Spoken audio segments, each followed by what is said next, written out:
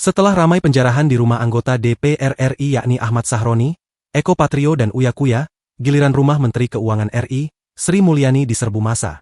Rekaman video kejadian itu pun ramai dibagikan sejumlah warganet di media sosial Instagram hingga X. Kejadian berlangsung pada Minggu, 31 Agustus 2025, dini hari sekitar pukul 1.40 waktu Indonesia Barat. Alamat rumah Sri Mulyani itu berlokasi di Mandar Bintaro, Tangerang Selatan.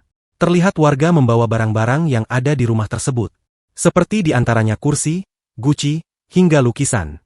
Video-video tersebut dibagikan oleh akun-akun Instagram seperti Jakarta.terkini, info.bintaro.id. Saat kejadian tidak terlihat pengamanan dari petugas keamanan di sekitar lokasi. Dalam rekaman video yang beredar turut pula memperlihatkan warga berjalan kaki dan naik sepeda motor dengan mudahnya mengangkut barang-barang dari rumah disinyalir berlantai 2 itu.